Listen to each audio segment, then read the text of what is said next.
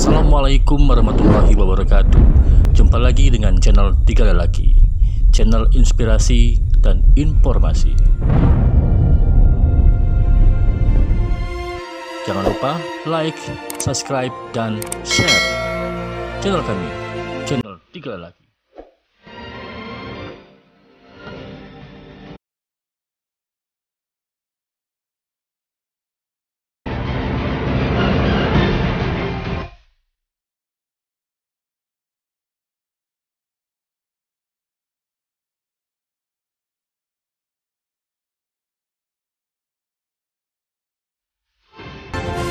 Assalamualaikum warahmatullahi wabarakatuh, sahabat Tiga Lelaki. Kali ini saya ngobrol dengan Pak Gendi, atau panggilnya Abang Gendi. Dia adalah seorang polisi yang sekarang ini berkecimpung sebagai ketua BNK, kepala BNK, Badan Narkotika Nasional Kabupaten Timur. Banyak yang mungkin perlu kita gali dari beliau. Beliau adalah seorang polisi. Awalnya dari polisi itu. Ya, kita karirnya di kepolisian, kemudian dipekerjakan di Badan Narkotika Nasional. Dulu menjadi polisi tahun berapa tuh? Tahun 96. Dari S1 ya, Bang? Ya, saya sumber dari sarjana. Waktu itu namanya SEPA PK APRI, Sekolah Perwira Prajurit Karir APRI. Waktu itu polisi masih bergabung dengan TNI yang namanya APRI. Kemudian tahun 2000 baru dipecah antara TNI dan tahun 2000 itu Pak. Iya. Mau berkarir dulu di mana awalnya? Pertama saya dinas itu di Direktorat Reserse Polda Sumsel di bagian Tipiter. Tipiter itu tindak pidana tertentu, tindak pidana yang di luar KUHP. Itu terkait narkoba lah yang waktu itu. Kalau dulu narkoba ada bak sendiri namanya bak narkotika ada. Kalau saya bak bagian Tipiter itu. Bang, abang dulu sempat di Jawa Timur kan? Sempatnya. Ya betul. Tahun 2008 sampai 2011 saya menjadi kepala bagian operasional di Polres Timur. Bang, kenapa bisa terjun dan mengambil sebagai kepala BNK sekarang? Ya, setelah saya mengikuti pendidikan Sespima, sekolah pimpinan pertama itu tahun 2012, saya ditempatkan di Direktorat Narkoba Polda Sumatera Selatan selama 6 tahun.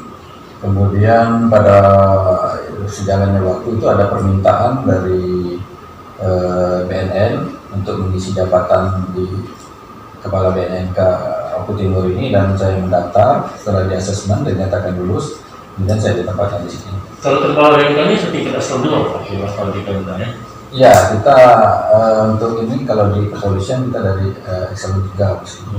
Oh, di polisi Eselon 3, tapi kalau di tingkat Pemda, ya, Eselon 2. Bang, saya mau tanya ini Bang, seberapa gawat peredaran narkoba kita di Indonesia ini kalau Kalau tingkat kegawatannya ya seperti yang disampaikan oleh Pak Jokowi, Presiden kita, bahwa Indonesia ini sudah termasuk gawat darurat narkoba. Karena memang kalau kita lihat dari kenyataannya dan kita lihat dari data-data yang ada itu, masuknya narkoba ke Indonesia ini sangat keras sekali.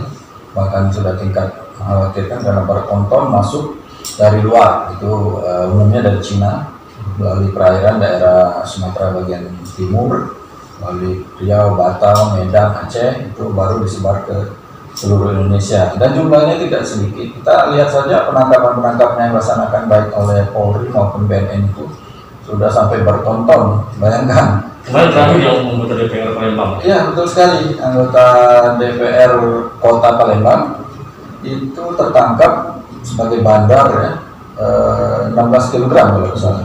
16 kg. Nah ini kan kita lihat di situ saja, saya rasa semua orang terkejut. Seorang anggota DPR yang notabene yang merupakan perwakilan dari rakyat terlibat peredaran narkotika, bahkan bukan sebagai pemakai saja, tetapi sebagai bandar. Dan ini betul-betul sangat mencengangkan ya. Tapi kenyataan seperti itulah gawatnya narkoba di Indonesia ini. Jadi dia tidak lagi, kalau dulu narkoba ini terbatas kalangan atas ya, kalangan orang yang punya uang, kemudian di kota ya, di desa tidak mengenal narkotika ya, paling-paling minuman, anggur gitu kalau di daerah kan, tapi sekarang tidak. Justru di daerah lebih mengkhawatirkan. Dan narkoba ini sudah masuk semua lini, semua umur, semua pendidikan, semua profesi, ya. Jadi sudah semua terkontaminasi. Tapi tentunya ada yang banyak, ada yang sedikit, ya, ada yang sedikit. Jadi tapi sudah menyebar. Itu data dari kita yang kita tangkap. Saya 6 tahun di Direktorat Narkoba Polda Sumatera Selatan itu, kalau umur itu dari tingkat SD itu sampai ke kakek-kakek pun ada. Dan pendidikan juga yang sudah S2 pun ada. Bahkan di Sulawesi Selatan ada seorang guru besar, profesor dokter tertangkap juga menggunakan narkotika. Bahkan dokter pun ada kan kita. Jadi memang betul-betul sangat mengkhawatirkan dan ini perlu perhatian kita bersama semua komponen masyarakat, baik dari pemerintah maupun dari masyarakat sendiri. Selama Bang di BNK sudah ada penangkapan atau?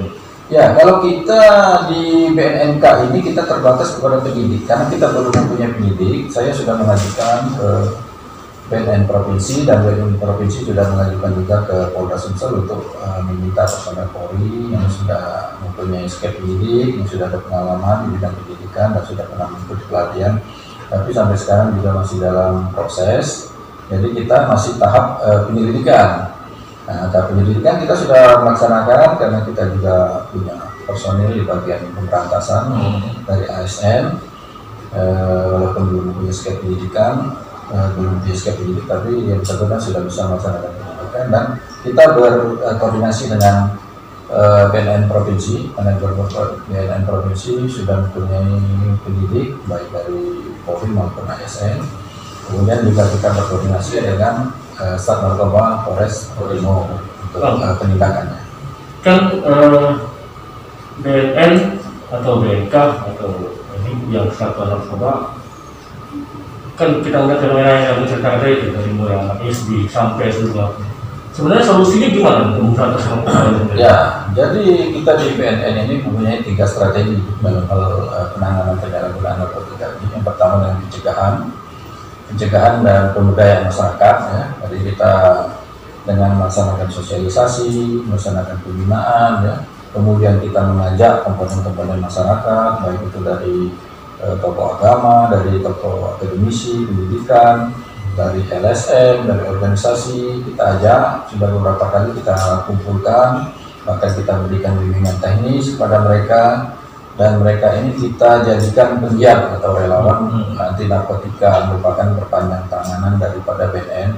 Karena personil BNN Kabupaten Bengkulu Timur ini sangat terbatas, jumlahnya cuma 22 personil, itu pun termasuk dengan tenaga kontrak, jadi tidak semuanya personil organik. Jadi kita dengan memberdayakan masyarakat, ya, termasuk para kades, ya, para camat, kita berdayakan untuk melaksanakan pencegahan, kemudian memudahkan masyarakat. Kemudian strategi yang kedua adalah pemberantasan dengan penegakan hukum tentunya. Kemudian yang ketiga adalah rehabilitasi.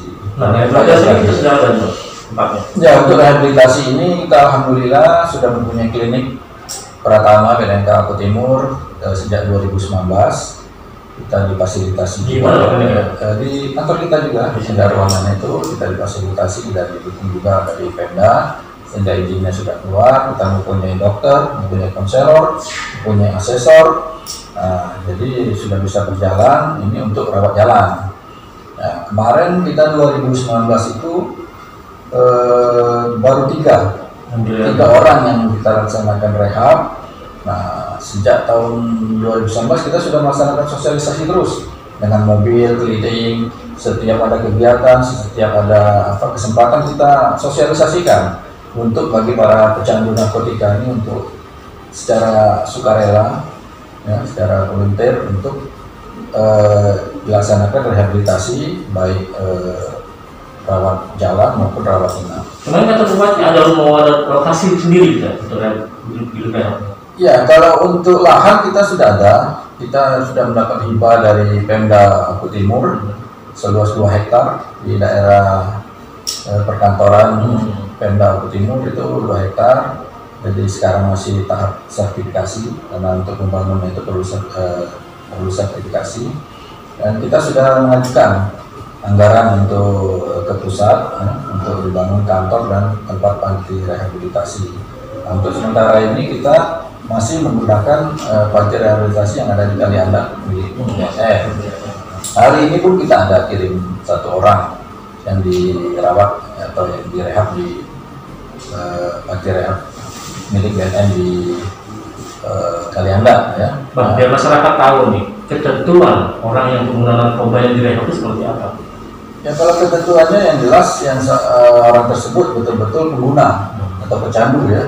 Karena kan penyalahgunaan narkotika ini ada beberapa kriteria, dari paling tinggi produsen, kemudian bandar orang yang punya modal, kemudian pengedar atau kurir yang mengedarkan, kemudian pengguna dan korban penyalahgunaan narkotika.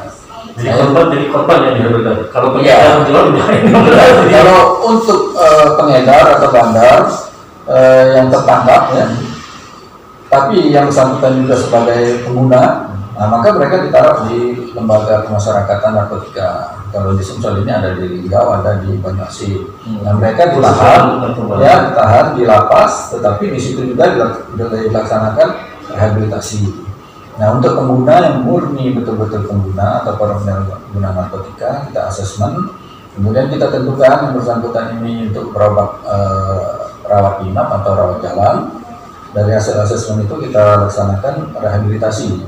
Ya, seperti saya sampaikan, kalau memang harus rawat inap, kita kirim ke Kalianda BNN. Tapi alhamdulillah kemarin kita meresmikan 1 panti rehabilitasi swasta yang berbasis masyarakat itu di Oku. Di Oku. Nah, itu dari Yayasan Rezeki Patia. Itu sudah membangun dan sudah diresmikan oleh PJS Bupati Oku. Kebetulan saya juga hadir dan memberikan kata sambutan. Ini yang paling dekat dengan kita. Tapi milik swasta itu. Tapi tentunya sudah memenuhi syarat. Ya, tapi kalau untuk rawat jalan kita bisa melaksanakan di klinik, kita bisa melaksanakan. Intinya untuk pemberantasan narkoba di Jawa Timur itu peran Pemda juga harus aktif, dan Polres juga harus aktif dan lain-lain juga. Ya, semua bukan kalau Pemda, Polres itu kan unsur pemerintah lah ya. Unsur masyarakat pun juga kita berdayakan, TKADS seperti tokoh-tokoh masyarakat kita berdayakan juga. Nah, ini harus semuanya lah. Kita sudah melakukan upaya sosialisasi, kemudian sudah ada penegakan hukum pemberantasannya, tapi narkoba tetap tidak bisa hilang. Apa sebenarnya yang jadi masalahnya? Ya, itulah tadi saya perlukan dukungan semua masyarakat. Saya kira kalau seluruh masyarakat mendukung, ya para bandar ini kan gerah juga. Tidak kita beri tempat lah ya, tidak kita beri tempat, kita masyarakatnya juga khususnya generasi muda kita berikan sosialisasi, kita berikan pengetahuan tentang narkotika melalui sosialisasi untuk membentengi mereka supaya tidak menggunakan narkotika. Boleh saja mereka berjual, tapi kalau tidak ada pembelinya kan tidak bisa juga mereka bisnis narkotika itu, karena itu kita menekan daripada memakai ya. Jadi intinya masyarakat harus tahu bahwa narkoba ini berbahaya, karena ini bandar sendiri penjual biasanya diiming-imingi, nah ini gratis gitu. Akhirnya orang tergoda. Pemahaman tentang bahaya narkoba terhadap masyarakat itu sendiri yang perlu ditekankan, Mbak Tibang. Iya, jadi itulah kita harus memberikan daya tangkal terhadap masyarakat lah ya, khususnya generasi muda ini supaya bisa say no to drug. Itu kan betul-betul katakan tidak pada narkotika, itu betul-betul memang mereka mempedomaninya itu. Saya kira penyebaran narkotika bisa dihentikan dari situ, karena kan kalau bandar kan tidak banyak ya, tidak banyak yang penggunanya ini yang banyak kan, bahkan bandar sendiri mungkin tidak pakai narkotika ya kan. Iya, karena dia itu kan tujuannya bisnis oriented kan, dia mencari keuntungan uang dari situ, sedangkan pengguna ini kan untuk menikmati. Nah, ini kita harus memberikan pemahaman kepada masyarakat, seluruh masyarakat ini supaya bisa menolak narkotika secara dini ya. Jadi dari tingkat keluarga sampai desa, kecamatan, bahkan seluruh kabupaten ini. Kadang masyarakat tahu nih ada pengguna, ada pemakai, masyarakat itu takut untuk melapor, intimidasi dan lain-lainnya. Jadi gimana nih perlindungan terhadap saksi sendiri? Jadi untuk informasi ya, kita banyak beberapa cara untuk melaporkan, baik telepon, mau datang sendiri, ataupun kita juga membuka SMS online. ya, SMS online, WA juga bisa kita buka, dan kerahasiaannya kita jamin. Ya, kita jamin karena ini menyangkut keselamatan, ya, keselamatan daripada pelapor. Jangan sampai orang yang melapor ini juga menjadi masalah bagi mereka karena sudah melaporkan adanya penyalahgunaan narkotika ini. Jadi kita tetap lindungi untuk pelaporan ini, dan kita akan tindak lanjuti. Tentunya laporan yang masuk kita kaji dulu kebenarannya. Kalau memang benar, baru kita tindak lanjuti. Dan jangan khawatir kalau untuk kerahasiaan kita jamin. Jadi masyarakat jangan ragu-ragu kalau menemukan atau mendengar atau melihat orang transaksi narkoba atau jual narkoba atau kemarin narkoba, lapor ke BNN atau ke Polres namanya. Ya, nanti saksi dilindungi, tenang aja nanti. Yang penting kita kerjasamanya untuk pemberantasan korupsi, yaitu pemberantasan narkoba. Ya. Nah, jadi jangan takut melaporkan. Di samping ada penyalahgunaan, atau juga termasuk sudah ada keluarga dari di lingkungan kita, ada saudara yang sudah tergantung sudah terlanjur terjerumusnya di penggunaan narkotika, jangan ragu-ragu untuk membawa ke karena direhab juga. Nanti kita akan rehab supaya yang bersangkutan ini bisa normal kembali. Banyak sudah yang bisa normal kembali. Ya, banyak. Untuk tahun ini kita mungkin sudah 40 lebih. Selalu ini. Enggak, Oku Timur. Oku Timur yang direhab dan sembuh. Iya, itu termasuk ada beberapa juga dari Oku Selatan dan Oku Indo. Ya, ada mungkin 42-an ada sudah yang kita rehab. Ini baik rawat jalan maupun rawat inap. Dibandingkan dengan tahun kemarin masih 3 orang per 3 orang, karena mungkin masih takut, masih ragu ya. Nah, ini sudah meningkat animo masyarakat untuk melaksanakan rehab.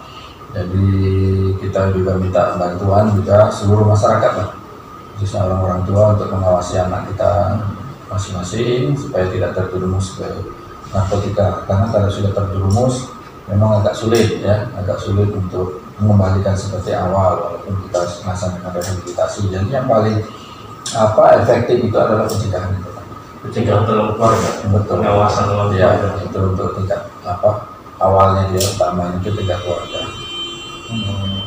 Ya, sama tinggal lagi ngobrol dengan beliau tentang narkoba.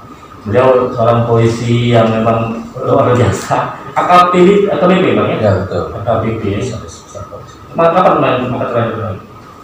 Tahun 2014. Bang, abang punya moto hidup nggak? Dalam prinsip hidup abang mungkin sekarang. Ya, kalau untuk narkoba itu yang pertama kita harus jauhi, ada 3 kata ya. Ada 3 kata untuk melawan narkotika ini, ya. Kita hindari, jauhi, dan tinggalkan. Jadi maksud saya itu jauhi, kita jangan terjun ke lingkungan pengguna narkotika tentunya ya. Kemudian kalau mereka pun mendekat ke kita, ya kita berusaha menghindari. Dan kalau memang kita sudah terjerumus karena kita mungkin hilapan, segera tinggalkan. Ada 3 kata itu aja yang kita kunci untuk narkotika ini. Itu paling tidak untuk diri kita sendiri. Syukur-syukur kalau kita bisa mengajak rekan, saudara yang sudah terlanjur untuk meninggalkan. Itu lebih bagus sekali. Karena efeknya luar biasa. Ya, paling tidak kita membentengi diri kita sendiri dulu dengan 3 kata tadi: jauhi, hindari, dan tinggalkan. Kalau untuk prinsip hidup abang pribadi hingga sukses sekarang ini? Kalau saya berjalan itu keyakinan saya itu apa yang diberikan Tuhan kepada kita itulah yang terbaik buat kita. Karena boleh jadi kita kita yang dapatkan itu tidak sesuai dengan keinginan kita, tetapi itu bukan yang terbaik buat kita. Jadi kita harus jalani apa yang sudah diberikan Tuhan kepada kita, tapi dengan sungguh-sungguh, dan insya Allah itu akan menjadi berkat. Udah jadi udah berkecimpung lama di bidang kepolisian, sekarang lagi menjadi kepala BNNK. Ada mungkin yang ingin abang wujudkan lagi ke depannya? Ya, kalau tentunya saya kan sebagai anggota Polri yang sifatnya melindungi, melayani, dan melayani masyarakat, tentunya akan harapan saya bisa dapat berbuat lebih banyak lagi untuk masyarakat. Karena kita harus berbuat baik yang banyak kepada seluruh masyarakat, karena kita tidak tahu kebaikan yang mana, seperti yang dikatakan oleh Pak Pak Kapolda, kebaikan mana yang akan kita membawa kita berkah bagi kita. Jadi kita sebarkanlah kebaikan sebanyak-banyaknya. Target pengguna narkoba tuntas ya Pak Timur. Ya, insya Allah kita bersama-sama dengan Pemda, dengan Polres, dengan Kejaksaan, dengan TNI, ya, dengan seluruh kabupaten masyarakat.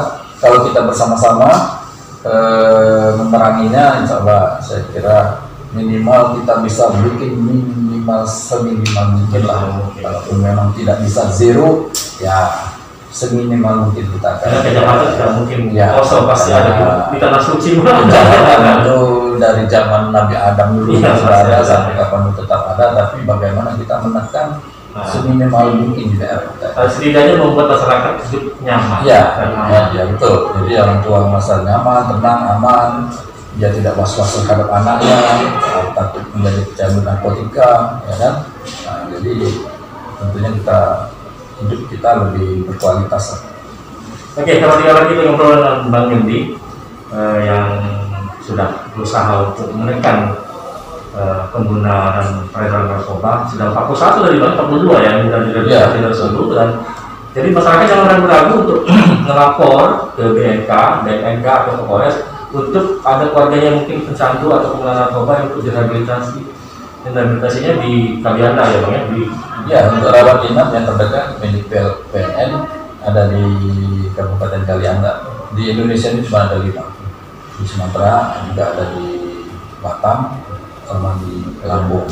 Atau juga bisa ke klinik untuk konsultasi ke klinik BNK kita siap. Kantor sini. Mereka siap untuk memberikan pelayanan. Itu aja. Makasih Bang Gendi. Ya, jumpa lagi nanti di 3 lagi di episode berikutnya.